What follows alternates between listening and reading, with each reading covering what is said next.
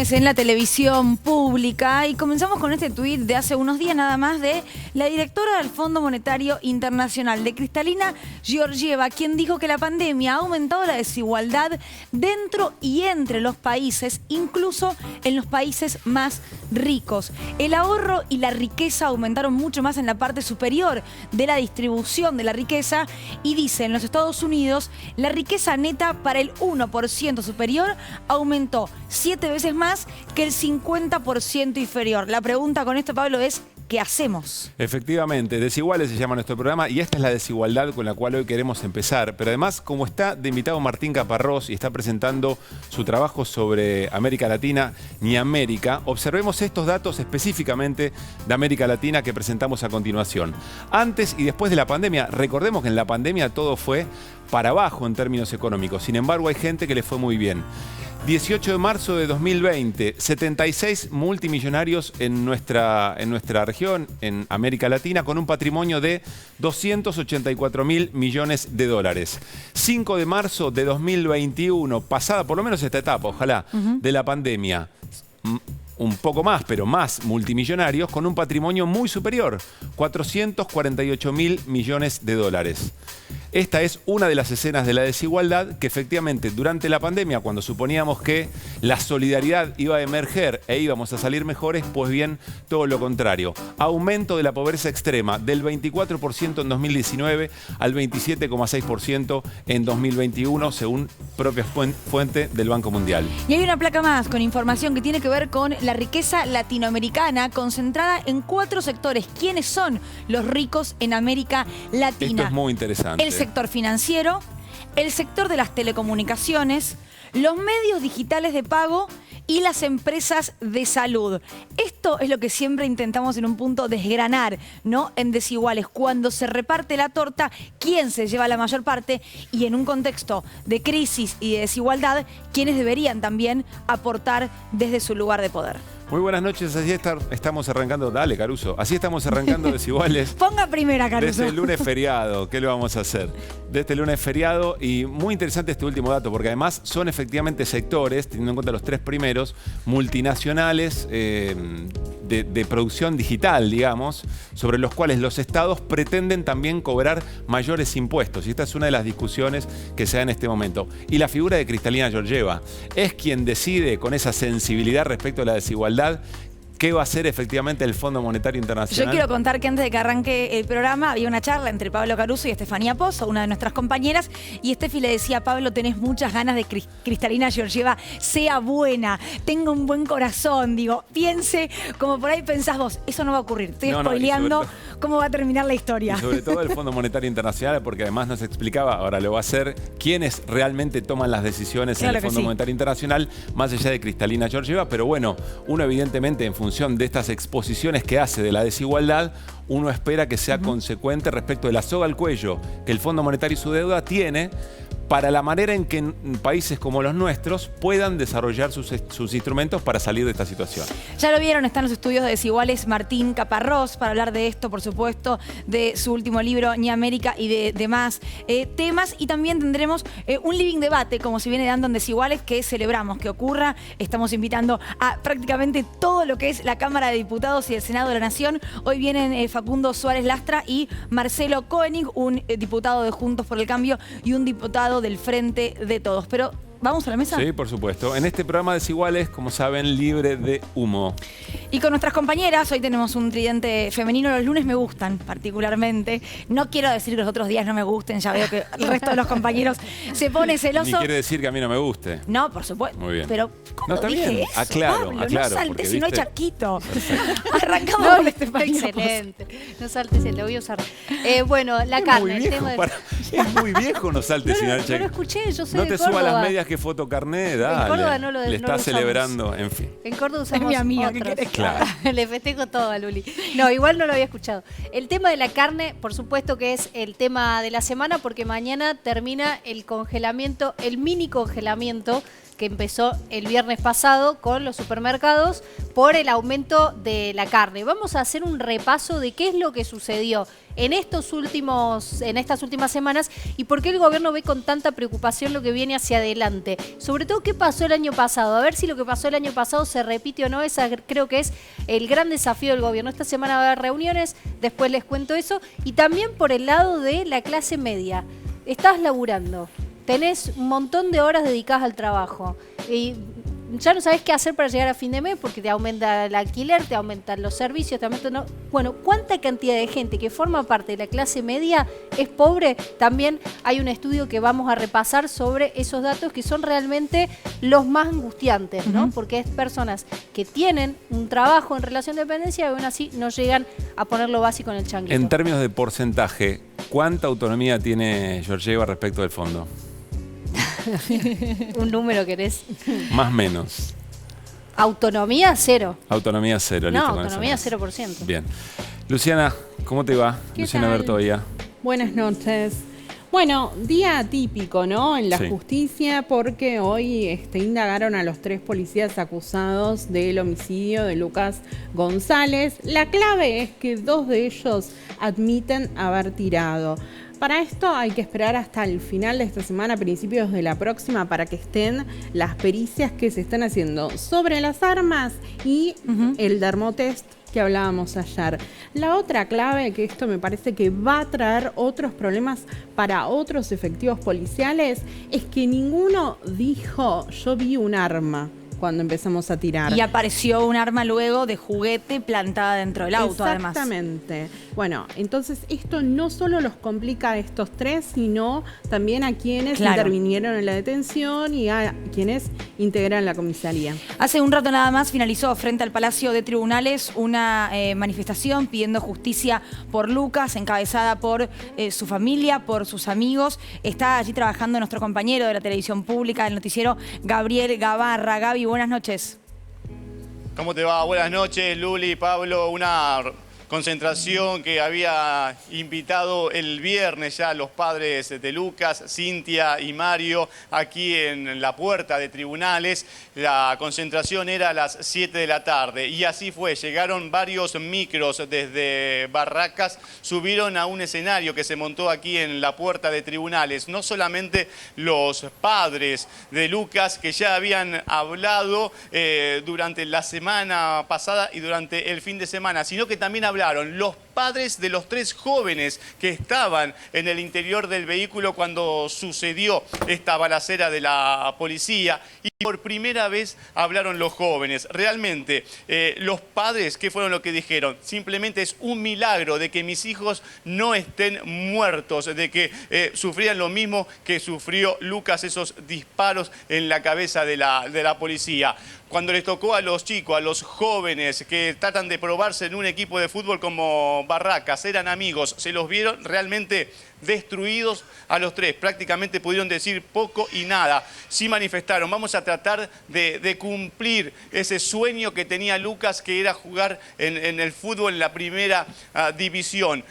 Nos trataron realmente como animales. Simplemente habíamos bajado para ir a comprar un jugo y nos trataron como asesinos. Después llegaría el momento de los padres. El papá recordó muchos bellos momentos con su hijo cuando lo acompañaba o se levantaban y compartían lindos momentos. La madre dijo: no sé de qué están hablando cuando hablan de pistola que tenía el vehículo en su interior. Lo único que tenía Lucas y estos chicos eran sueños de jugar en primera división. Y la única, si se puede llamar, no le vamos a llamar arma, lo que tenía él para trabajar y mostró fueron los botines de fútbol. La mamá manifestó, entre otras cosas, ahora sí entiendo aquellas víctimas de gatillo fácil. Duró una hora la reunión. Todos pidieron justamente justicia por Lucas y perpetua para estos 3 policías de la ciudad de Buenos Aires. Gracias, Gabriel. Volvemos en cualquier momento. Bueno, los testimonios efectivamente los pudimos compartir con Lucila hace un ratito, desgarradores. Quiero decir una sola cosa: el Club Barraca Central dentro de un ratito empieza a jugar un partido importante para ascender a primera por el división. ascenso. Esto es personal, no me gustó absolutamente nada cómo las instituciones del fútbol se refirieron al tema, incluso algunos comunicados ni siquiera hablando de asesinato, con muchas dudas, con mucha tibieza para caracterizar el episodio. No así Barraca Central, igual quiero decir, porque fue el porque club la mayoría, quien sí. salió a aclarar rápidamente, che, mira, están diciendo que el chico baleado era un pibe que venía a robar y era un pibe que venía a entrenar. En ese sentido, Barracas salió en un punto a respaldar la situación. Jime. Buenas noches, ¿cómo andan? Bien. Yo vengo con ley de envases hoy. Después de etiquetado claro, sale ley de envases. ¿Sale? Es la pregunta. Sí, están viendo que salga. Ok. Hay mucho lobby en contra. Hay mucho lobby de las empresas, de la Cámara Argentina de Empresas Norteamericanas, así que están diciendo que va a generar inflación, nos están asustando y sin embargo se conoce poco y nada de qué se trata, una ley que es una ley ambiental. Claro, y también vamos a hablar sobre lo que tiene que ver con la conformación del nuevo Congreso en cuanto a internas dentro de los propios partidos o de las propias coaliciones. Sí, sobre todo dentro del radicalismo, o sea, dentro del partido, dentro de la coalición opositora, porque claro, Negri, que es el presidente del interbloque, y además el presidente del bloque del radicalismo, o sea, doble cargo, perdió allá en las internas en su pago cordobesa, así Claro. que ahora van por él. Bueno, vamos a ver en Vamos. un ratito nada más esas tensiones. Me quedé con l'AmCham. Qué poquito se habla de l'AmCham. Bueno, nos vamos a nuestro living y está Martín Caparrós con nosotros. Hola Martín, ¿cómo estás? ¿Qué tal? Bienvenido y gracias por estar aquí. Él siempre vuelve a chocar cuando venimos con los invitados, Martín, y me hace quedar mal porque yo vengo atrás y quedo como... tac. Te dije que era muy desigual este programa. Parece, sí. Te lo anticipamos.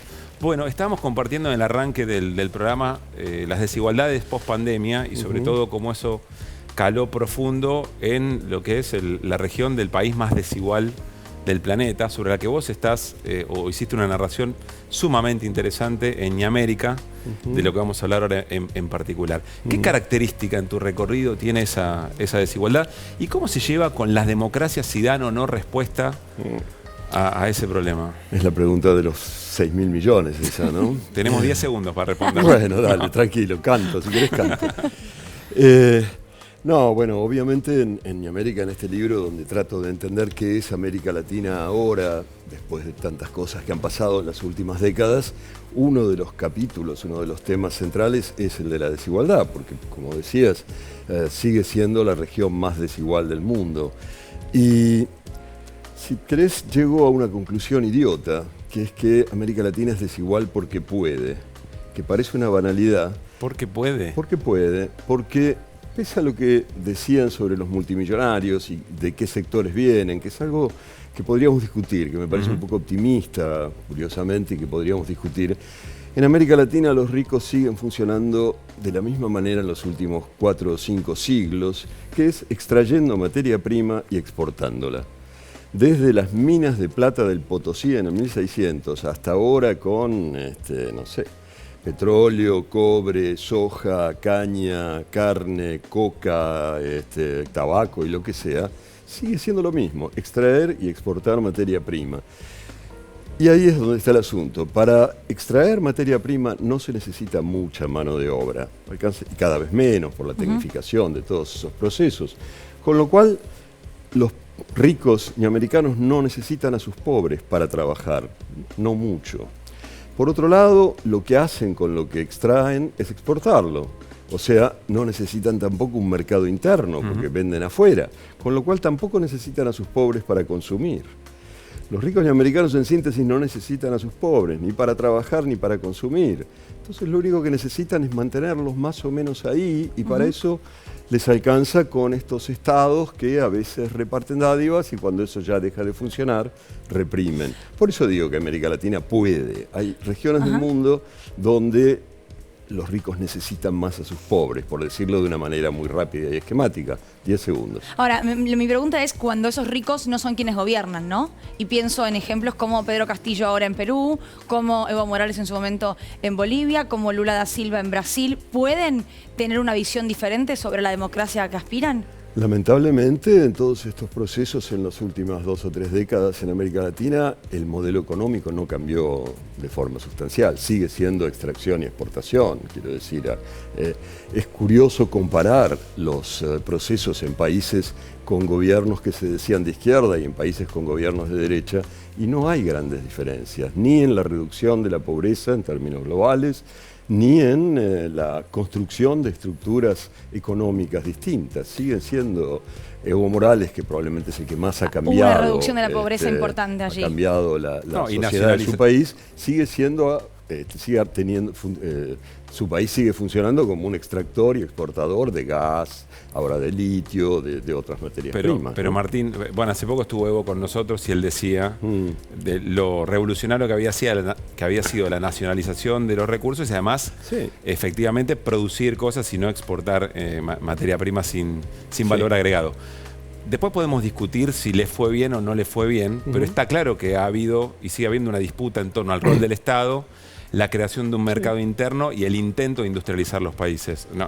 ¿O pensás que todos los proyectos han sido lo mismo? No, no digo que hayan sido lo mismo. Digo que si te pones a ver los números generales, es decir, más allá de las intenciones y de los procesos y de los conflictos, en esos números generales es curioso constatar que los países, insisto, con gobiernos que se planteaban como de izquierda, no cambiaron más las estructuras sociales de sus países que los países con gobiernos de derecha. Quiero decir, Ecuador no sacó más gente de la pobreza que Colombia, digamos. Perú sacó casi tanta gente de la pobreza como Bolivia, que es el ejemplo más exitoso en ese sentido.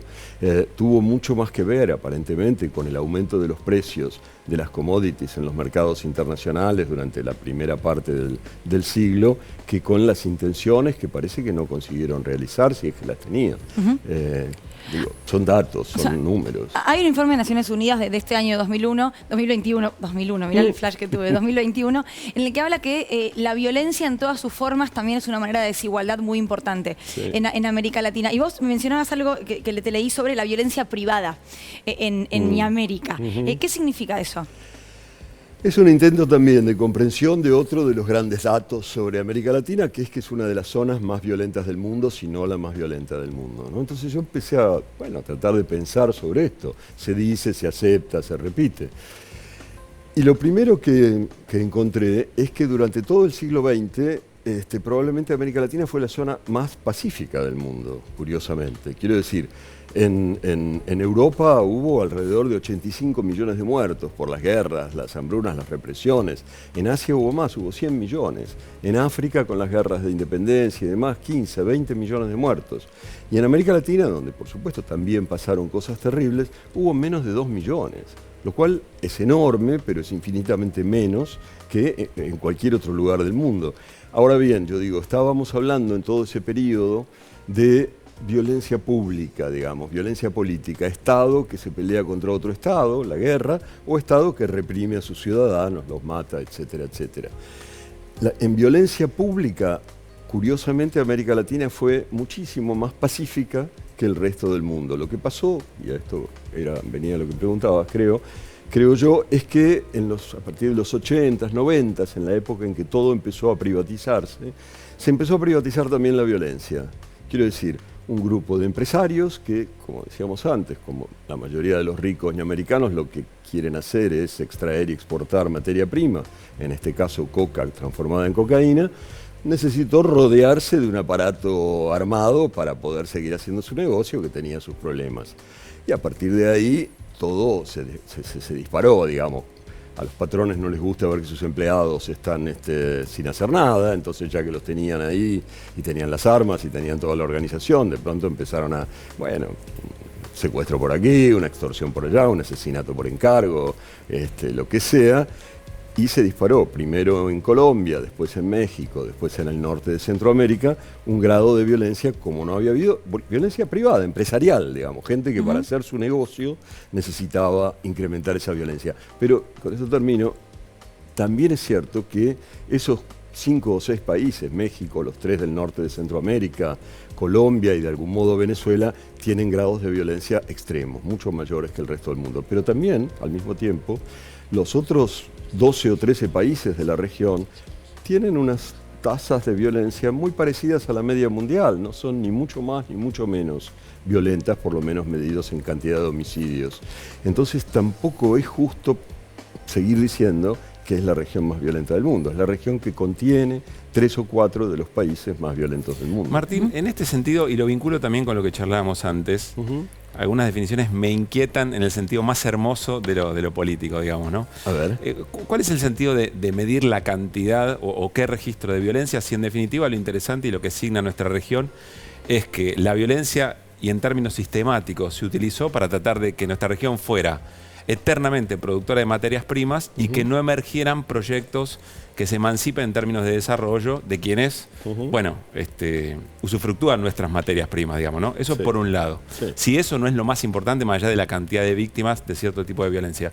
Y lo otro que te pregunto es, me da la sensación, con lo que antes decías, en términos de que no se pudieron cambiar las estructuras, aún con los gobiernos progresistas, reformistas, revolucionarios de izquierda, la nomenclatura que vos le des, si no es un poco alejarse del instrumento de la política, si no es como decir, bueno, han sido todos iguales, ninguno generó nada, renunciemos a la política y esperemos que los ricos decidan industrializar. No, para nada, de ninguna manera.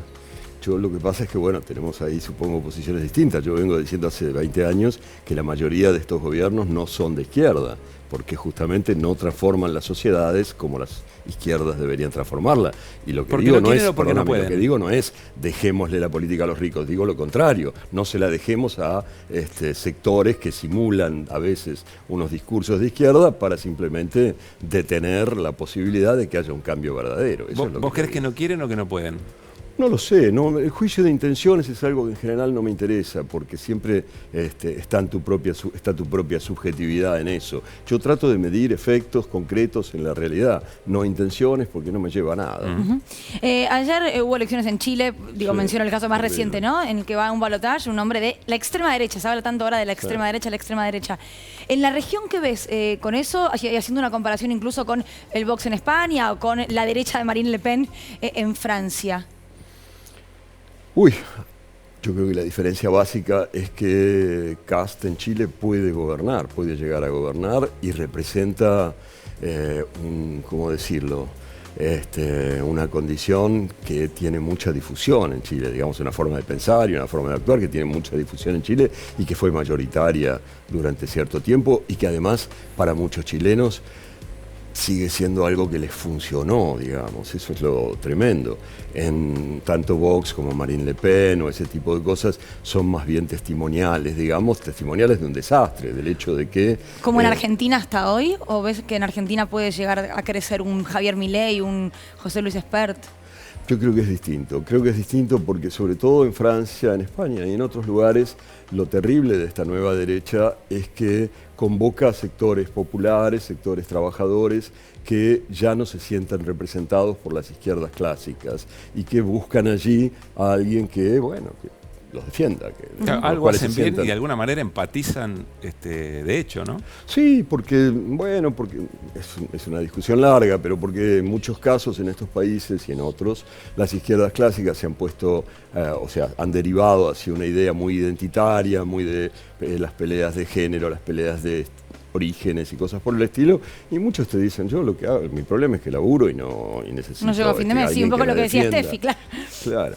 Entonces, ahí es así y aquí es distinto. Yo creo que aquí el votante de estas opciones tipo Milei no es el ex votante peronista o el ex votante de izquierda. Claro. Es otra cosa muy distinta, ¿no? Quizá vinculado con esto, leí una cosa muy interesante que planteas, Martín, que es la dificultad que tienen ciertos sectores de la política de prometer un futuro. O de elaborar, digamos, la idea de un futuro que se puede llegar a construir. Sí, pero no solo ciertos sectores de la política, sino en general. Quiero decir, a ver, es un poco largo, pero yo creo que a lo largo de la historia hay épocas que de algún modo han conseguido llegar a una idea de futuro que vale la pena, por el que vale la pena pelear, digamos, ¿no? Una idea más bien como, no diría completa, pero bien armada de futuro por el que vale la pena pelear, qué sé yo. En el siglo XVIII, la idea de que no había que tener reyes, había que tener libertades, había que armar repúblicas. Durante el siglo XX, la idea de la igualdad que el socialismo supuestamente traería. la última gran idea de futuro que tuvimos, que fue la idea socialista, en los países donde se la intentó aplicar más claramente fracasó, y entonces ahora estamos sin una idea de qué querríamos construir, cómo se hace, hacia dónde vamos. No solo los políticos, todos estamos sin esa idea, que es algo que a lo largo de la historia, insisto, pasa y se pasa, quiero decir. El problema es que se tarda en construir esa nueva idea de futuro. Claro. Se tarda y se llega, pero se llega en términos de tiempos históricos, que para uno son un poco lentos, digamos. Claro. Entonces el problema es que vivimos, yo creo, el futuro no como promesa, sino como amenaza. Viste que todo el tiempo pensamos, no, el futuro, la amenaza ecológica, la amenaza demográfica, la amenaza política, la amenaza de la inteligencia artificial, todo es amenaza. En vez de poder pensarlo como promesa, vamos a construir algo que es así, así, así. Yo creo que es eso un poco así. Van a aparecer ahí tu libro, Ni América, y Las venas abiertas de América Latina. Hay una comparación prácticamente inevitable en todas las entrevistas que te hacen sobre Ni América. ¿Por qué? ¿Por qué crees? Bueno, me honra la comparación. En todo caso, digo, Las venas abiertas de América Latina fue un gran libro. Yo entrevisté a Galeano en el año 79. Otro día les cuento porque es un poco largo. Fue una entrevista muy graciosa. Qué lindo es. ¿Hay registro? No, lo escribí, no quedó grabado. Eran épocas de cassette y los cassettes costaban caros. Y se reutilizaban. Sí. Pero ¿qué? Digo, fue un gran libro y cumplió una función y sigue cumpliéndola. Lo que pasa es que describe un continente que, bueno, ya no es. Quiero decir, fue escrito, se publicó hace 50 años y describe un continente que ya no es y se lo cuenta a gente que estaba en una situación cultural y política que tampoco es la misma. Entonces, a mí me pareció justamente por eso que valía la pena tratar de actualizar todo eso, de repensar el continente y de ver cómo es ahora y qué podemos hacer con eso. Recordemos, Ni América tiene que ver porque es la América que utiliza la ñ.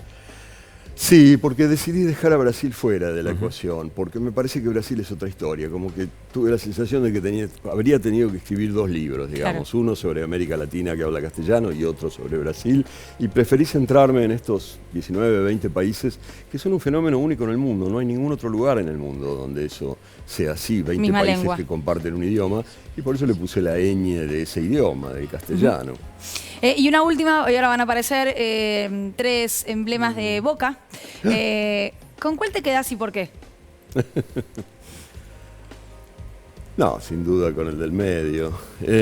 ¿Con el del medio? Con Juan Román Riquelme. Sí, y ahora yo creo que ahora está cuestionado porque ya no juega. El problema de los jugadores de fútbol, le pasaba a Maradona muy claramente también, es que siguen viviendo cuando dejan el fútbol como cuando jugaban al fútbol. Cuando jugaban al fútbol decían cualquier huevada, pero vos al día siguiente, al domingo, los veías y les perdonabas todo. Entonces ellos están acostumbrados a que les perdonemos todo y después no consiguen desacostumbrarse y siguen viviendo igual. Creo que Riquelme está en ese momento de transición, pero para Boca fue claramente mucho más importante que Maradona. Quiero decir, en Boca hizo tantas cosas que Maradona no hizo y se quedó y volvió una y otra vez y qué sé yo, no sé, digo, la historia no me deja improvisar sobre este tema. Cuando se pelearon Maradona y Riquelme, cuando Riquelme se fue de la selección en el 2009, diciendo que era culpa de Maradona, y que no pudo volver a la Bombonera durante un año fue Maradona, no Riquelme. Claro. Bueno, nuestro productor era muy hincha de Boca y necesitaba hacer esto. Nos dijo, obligó. Hay que poner algo de Boca. Ahí lo tenés, Juancho. No, y para además, vos. fuera de programa nos contaba, no sé si se puede contar o no, pero que hay una continuación del libro que Martín hizo sobre Boca y que además participa alguien muy querido por él. Supongo que tendremos noticias. En abril, yo creo, abril o mayo, si quieren vuelvo a traer. Encantados. Martín, muchas gracias. Gracias por haber venido. Gracias a ustedes. Bueno, linda charla con Martín Caparrós sobre Ni América de Random House, si no me equivoco, es el libro. Bueno, nos vamos a Estefanía Pozo, que señor. Claro, vamos con la preocupación de los precios y tiene que ver concretamente con este salto que dio la carne que forzó al gobierno prácticamente a hacer un congelamiento por un fin de semana, una cosa bastante inédita. Y a ver cómo sigue la cosa, Estefi.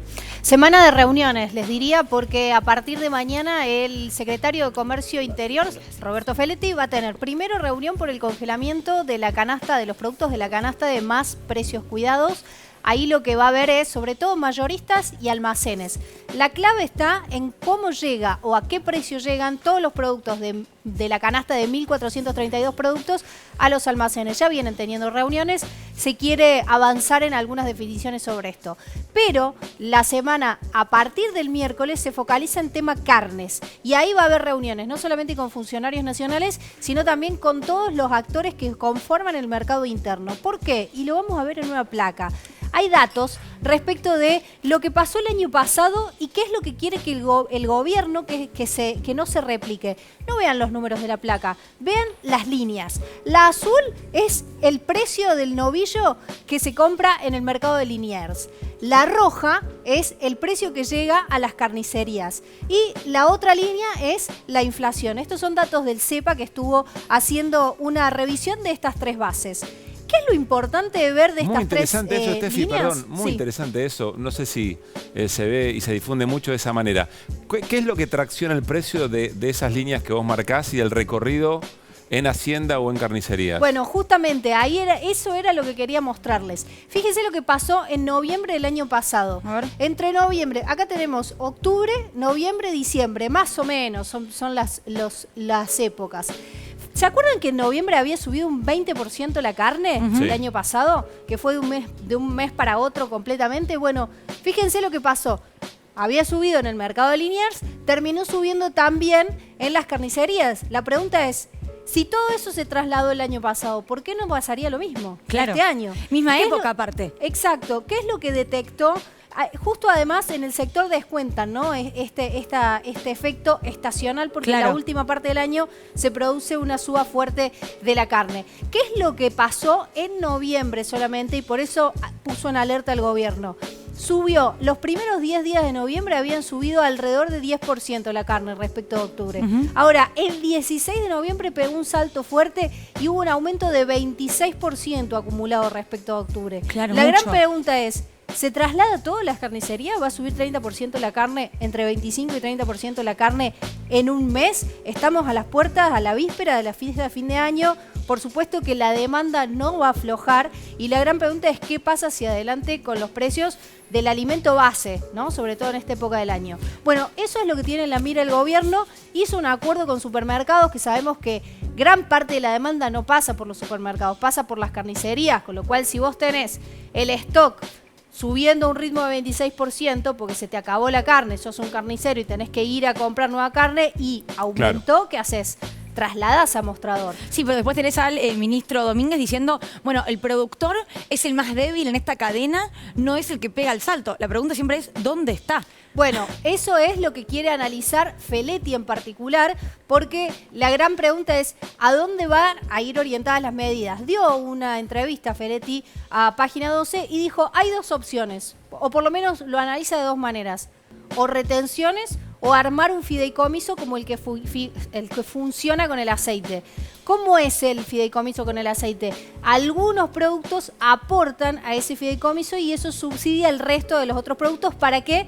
Para abastecer al mercado interno. Que lo que hace de alguna manera es, te diría, proteger, cubrir en alguna parte al mercado interno respecto de los precios internacionales de algunos productos. Bueno, ahí hay que ver cuáles son las medidas y si pueden llegar a tomar alguna medida relacionada a la exportación, por ejemplo, de algunos productos o de algunos tipos de animales que ahora tienen destino a China. Entiendo que el gobierno no cree que estas son soluciones de fondo, ni mucho menos. No termino de entender por dónde viene la solución de fondo. Y mi última pregunta, lo más breve que pueda hacer Steffi, es si esto tiene que ver con racionalidad de actores que se comportan en función de su propio interés a cómo se van moviendo las variables, o hay un sector que se aprovecha de algún eslabón. Te diría que hay una confluencia de factores, porque hablas con el sector que hablas e incluso mirás los datos oficiales del Ministerio de Agroindustria y hay una caída en la producción. ¿Por qué?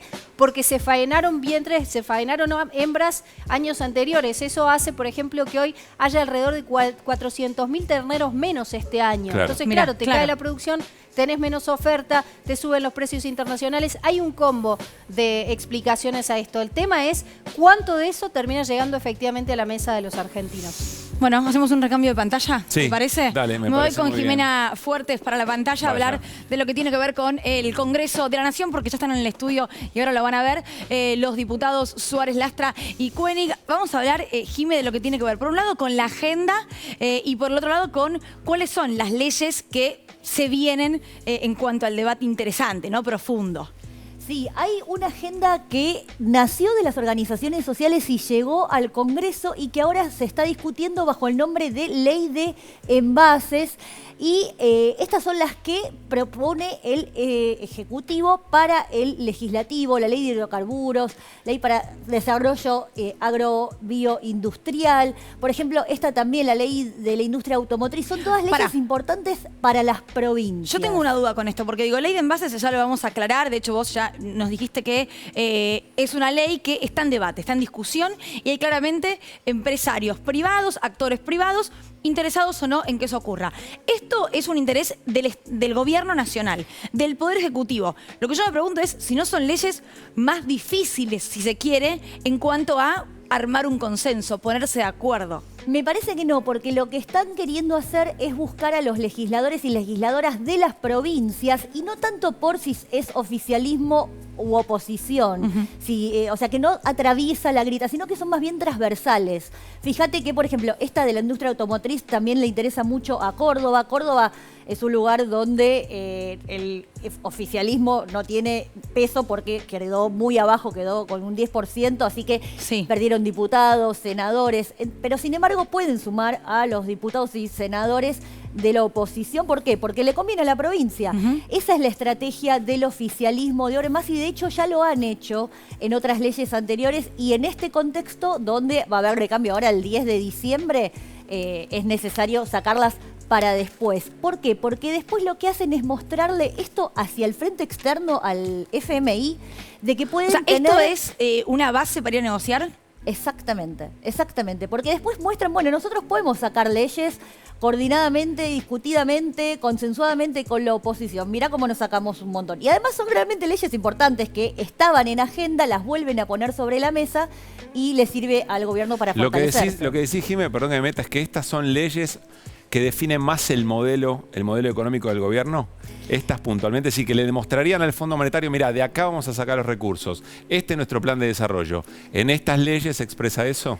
Sí, el origen de los recursos, pero también la utilización. Fíjate que también está la ley de la industria automotriz. Sí. La idea es industrializar, no solamente que sea extractivismo, como recién lo discutían con Caparrós. Así que, y también mostrar que el gobierno puede sacar leyes. Bueno, claro. Tengo una pregunta, no para responder ahora. Próximos programas, A ver. si esas leyes que acabamos de ver no tienen más discusión interna dentro del gobierno que hacia afuera. Eso es lo que creemos con Caruso, nosotros fuera del aire, pero bueno, es nuestra opinión. No, y interno también es dentro de la oposición. Claro. Ley de envases, ahora sí. ¿De qué se trata?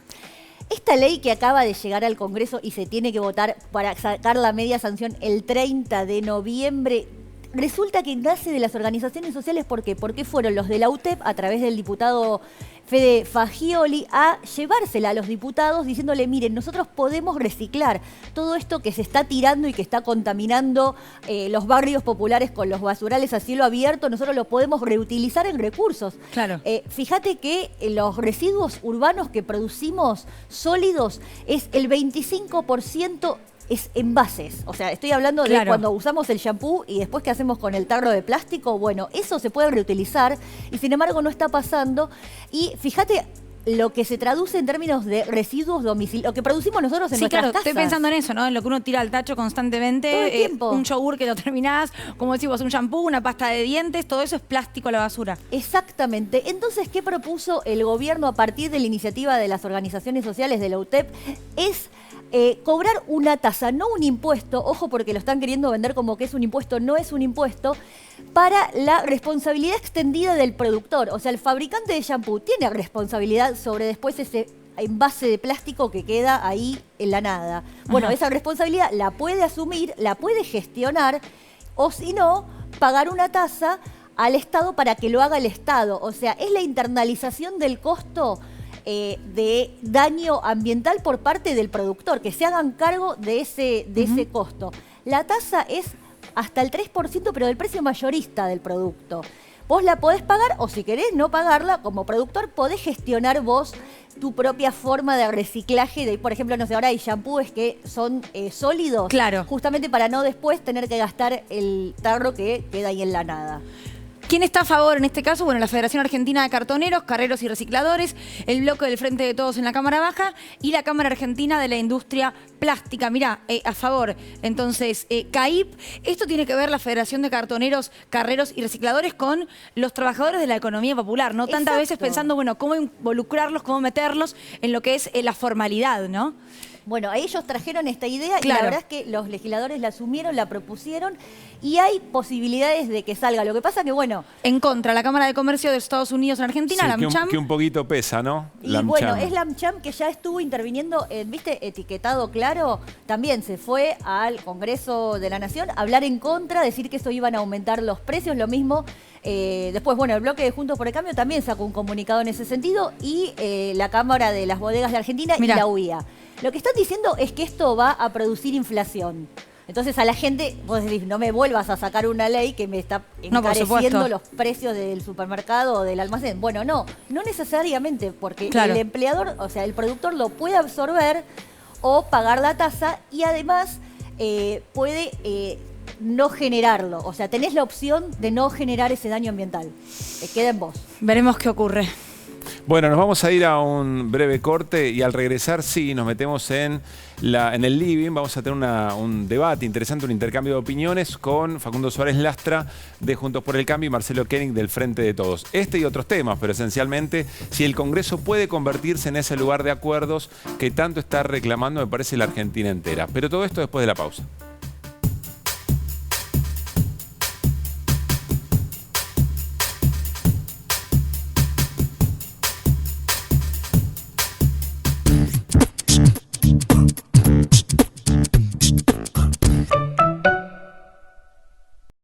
Nunca dejes que un hombre lobo, o un lobizón como se le dice en mis pagos, te muerda. Porque de ese modo puedes convertirte en mitad lobo, mitad persona.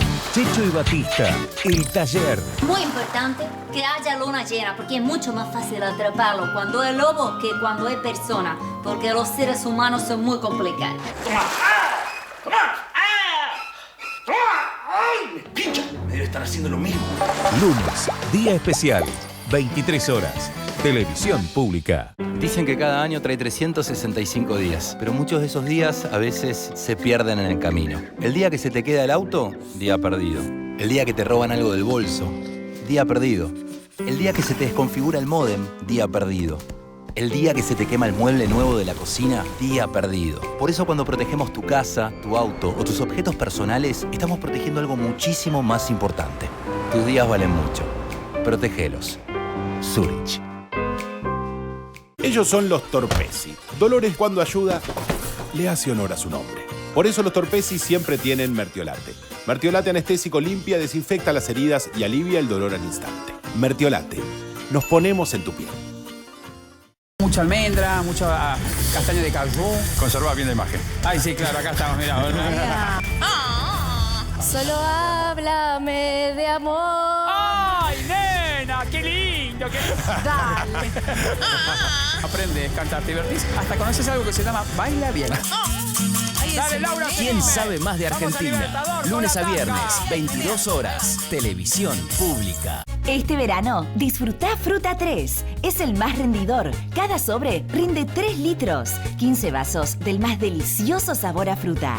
Fruta 3, el mejor precio por litro. Disfruta Fruta 3. ¿Ya probaste el nuevo Rinde Más? En vez de 8 hamburguesas, me salieron 12. Re fácil. ¡Un aplauso para los cocineros! Prueba Rinde Más y agranda tus platos preferidos. Con Rinde Más, cocinar cuesta menos.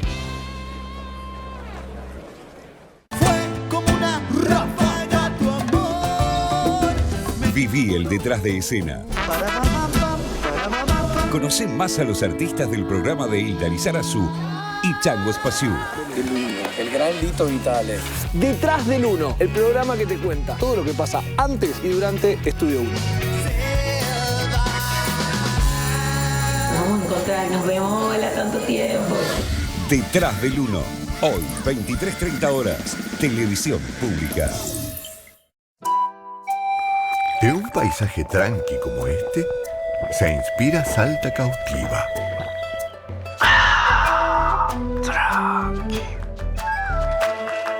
Salta Cautiva, de cautivante sabor, para beber tranqui. Los que somos Movistar podemos pasarle gigas a quien queramos o guardarlos para el mes siguiente. Y eso nos da gigapoderes. Si te confundiste Villa Gesell con Villa Langostura y te quedaste sin gigas para el GPS, esta gigapoderosa te manda. ¿100 gigas para pagar y no das más del hambre? Alguien con gigapoderes te puede salvar hasta la hamburguesa. Los gigapoderes te dan paciencia. Si no macheaste este mes, guarda gigas para el próximo gigapoderoso. Usa tus gigapoderes desde la app Mi Movistar. Pasale gigas a otro Movistar o guardalos para el mes que viene y te damos 5 gigas gratis para más poder. Movistar.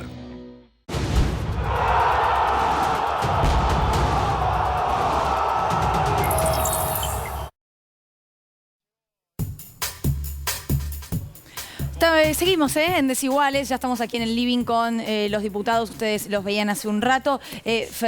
Fernando te iba a decir, Facundo Suárez Lastra y Marcelo Coni, gracias a los dos por haber venido. Bueno, recién hacíamos un poco la introducción de lo que tiene que ver con el Congreso que se viene.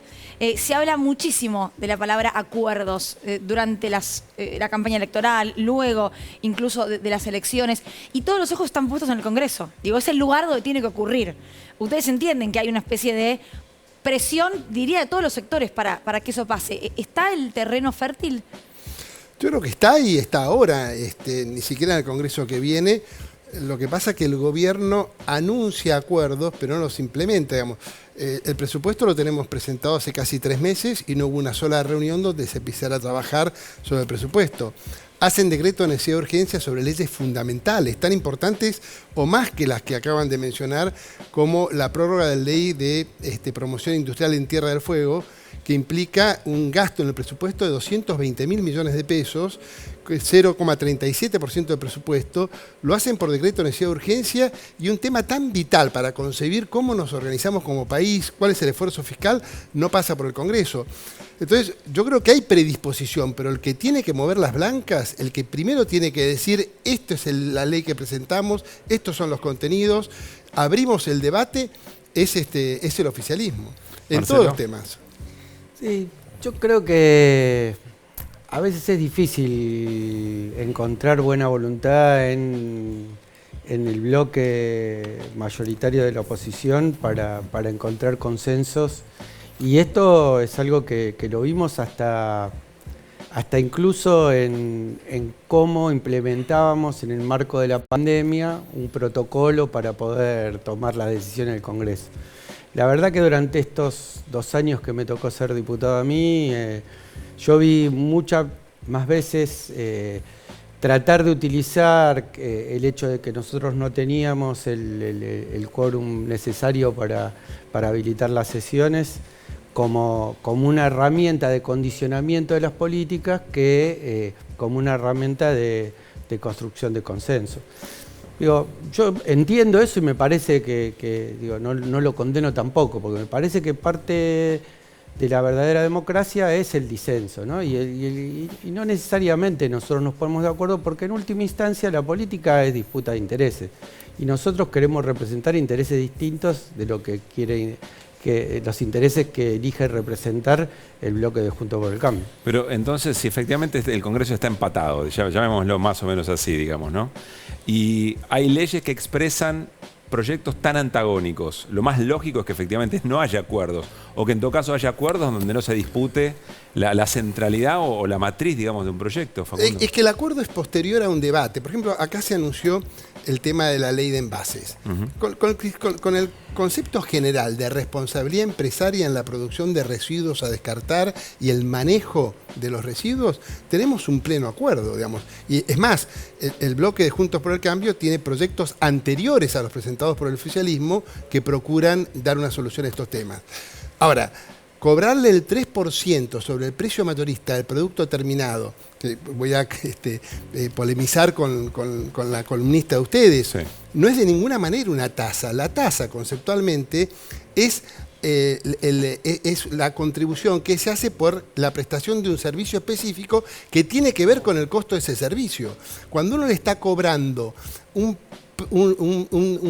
importe sobre el precio del producto al margen de lo que tenga dentro. Yo tengo este vaso lleno de algo que vale 10 pesos, voy a pagar el 3% de 10 pesos.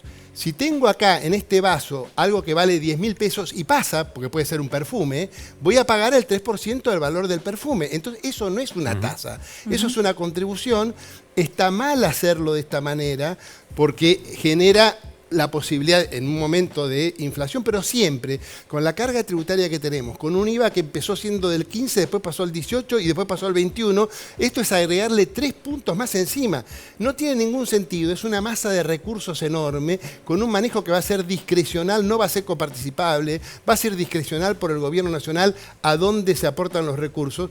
Nos parece que está una cosa que es necesaria, está muy mal concebida. Entonces nosotros decimos, no es que sea la Cámara Americana, nosotros estamos convocando el miércoles a una reunión con todos los actores de la Argentina, empresarios, colegios profesionales, representantes de contribuyentes, de consumidores. Estamos haciendo en el Congreso lo que el oficialismo no hace, que es abrir a debate este tema, discutámoslo a fondo, veamos cuáles son los problemas y no cometamos un nuevo error. Y lo están cometiendo con esta ley. Jimé, sobre esto. Sí, el argumento del gobierno con respecto a por qué es una tasa y por qué tiene que cobrarla el Estado es porque el Estado se termina haciendo cargo de la externalización de este costo porque cae en la sociedad toda, en, por ejemplo, los basurales a cielo abierto. En términos de impacto ambiental. Digamos. Claro, entonces para gestionar esos residuos, lo que hace el Estado es cobrarles a las empresas una función que no hacen las propias empresas, que no hace el privado. Entonces, como lo tiene que hacer el Estado, o sea, el sector público, tienen que pagar una tasa y por eso no es un impuesto, digamos. El argumento es no estamos grabando ninguna actividad económica, simplemente le cobramos lo que ustedes no hacen por sí mismos. Marcelo.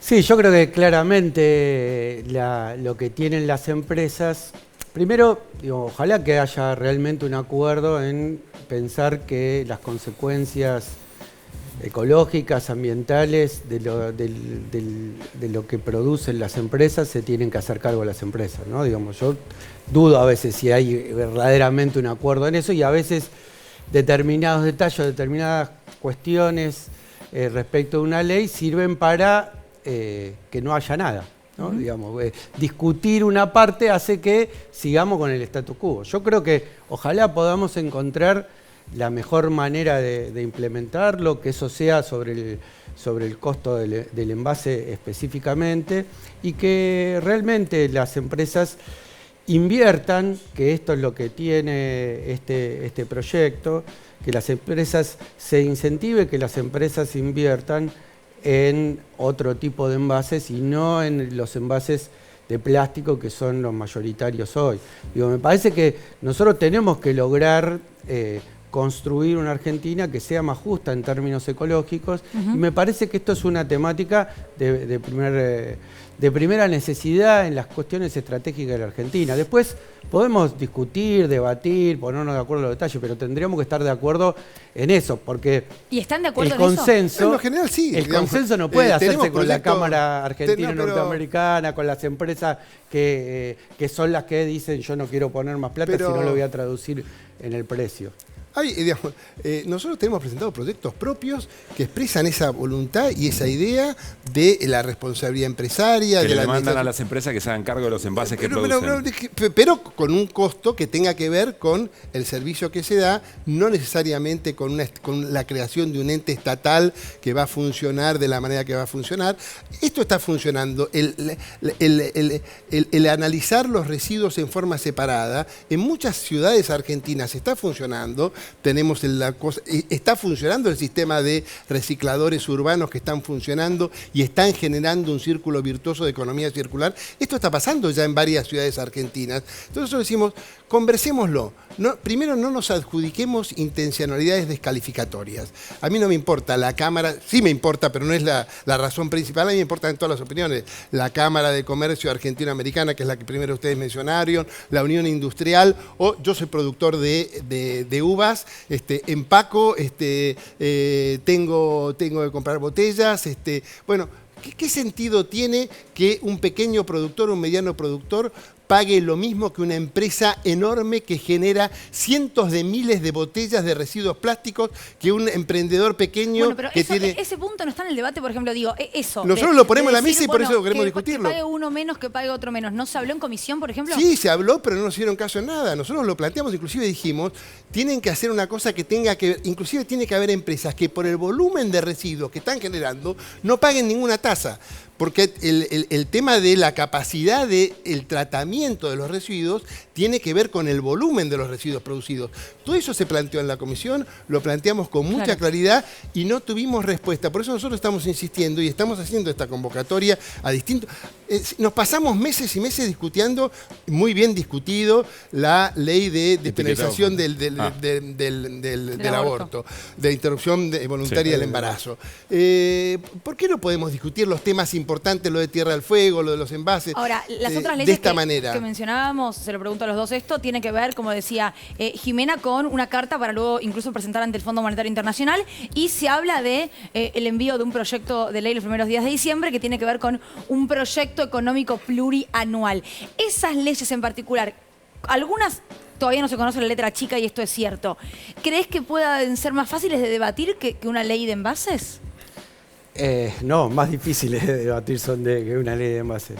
Incluso podemos tener dentro del oficialismo determinados matices. Yo no sé si estas son las leyes que le interesan, si la proyección plurianual, porque seguramente en eso, complementado con el presupuesto, vamos a tener un poco la matriz de cómo se va a establecer que la Argentina se haga cargo de la cuestión de la deuda, pero además las cuestiones que el Fondo Monetario Internacional, que siempre idéntico a sí mismo desde que se creó en 1944, siempre exige a los gobiernos y condiciona su macroeconomía. Quiero dejarles una pregunta en el aire que tiene que ver cómo los interpeló personal y políticamente el asesinato de Lucas González. Antes le preguntamos a Luciana Bertoia porque efectivamente hoy fue un día importante en términos de declaraciones de los policías imputados, ¿no? Día importante por las declaraciones de los 3 policías acusados por el homicidio de Lucas, pero también por la tentativa de homicidio de los otros 3 chicos que iban en el Surán. Estamos viendo a Gabriel Isasi, él era el jefe de esta brigada que conformaban otros 2 hombres.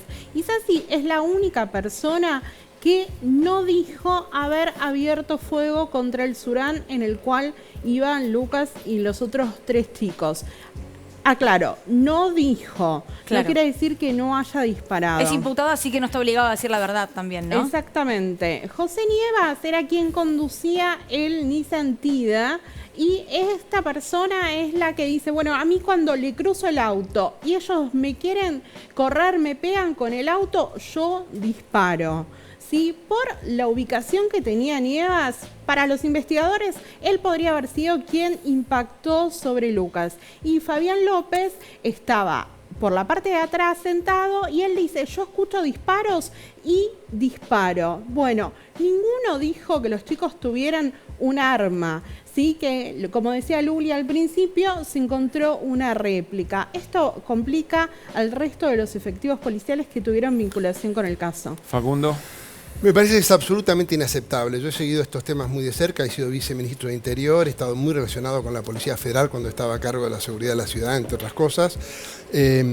Pero me parece que es un procedimiento inaceptable. De ninguna manera una brigada de investigaciones que en una tarea específica puede tener la tarea de detener a ciudadanos, ni siquiera sospechosos, no es la tarea, no pueden detener gente sin uniformes, que parecen más ladrones que policías, a gente que atemorizan de esa manera. Me parece que es un procedimiento inaceptable, tienen que ser responsables los autores materiales y se tiene que revisar absolutamente esta posibilidad de que gente sin uniforme genere este tipo de actividades de control. De ninguna manera. Esto no quiere decir que no haya que hacer brigadas de investigación investigación, con tareas claro. específicas, de inteligencia criminal, con sometimiento a la justicia, no tengo ninguna objeción. Pero esto que pasó es absolutamente inaceptable y la justicia tiene que ir a fondo con esto, y todos los que manejan organismos de seguridad en todos los niveles, porque esto pasa en muchas provincias de la República Argentina y en organismos nacionales, deben evitar bajo ninguna circunstancia que gente de civil proceda a detenciones. Marcelo. Sí, yo coincido con lo que dijo el colega Facundo, le agrego algunas cosas. A mí me da un profundo dolor y una profunda bronca este tipo de actitudes de gatillo fácil, aunque en realidad casi ni gatillo fácil, esto fue un fusilamiento. La verdad es que yo siento con un profundo dolor cómo ejecutan a los pibes de los barrios y que por una mirada de portación de cara, lombrosiana, son culpables a priori, digamos, y la verdad es que me parece que en esto hizo mucho mal aquellos discursos del odio que plantean que hay que hacer gruyer de los delincuentes, que hay que meterle bala y ese tipo de cuestiones, así como también la llamada doctrina Chocobar, que si bien es un caso, ese sí específicamente gatillo fácil, que el expresidente Macri, en ese momento presidente, haya recibido a un delincuente que se había dado a la fuga, lo mató por la espalda, lo recibiera en la Cárcel Rosada, es un mal precedente para el tema de cómo esa fuerza de seguridad que nosotros lo dotamos de arma utiliza precisamente esa fuerza en contra de los sectores populares. Nos están echando para la cucaracha, nos dijeron que nos quedamos sin tiempo. Le agradecemos a los dos por haber venido. Seguirla, hablando de lo inaceptable de politizar este tipo de dramas, ¿no? Que lo dice el oficialismo y el colega la recontrapolitiza. Pero está muy bien. Da para más. Yo no lo dije. Yo no lo dije. Yo creo que está bueno acusaron, politizar pero desde el gobierno del kirchnerismo dijeron que no había que politizar esta cosa y vos dale con Macri. No lo quiero defender a Macri. Repudio totalmente en cualquier lugar. La próxima la arrancamos desde acá porque me parece que es sumamente interesante el tema. Con mucho gusto. Y díganle a sus colegas que vengan todos, porque estamos invitando a todos los partidos, así que son todos bienvenidos a Desiguales. Nos vemos el miércoles a las 9 de la noche porque mañana hay fútbol en la televisión pública. Gracias.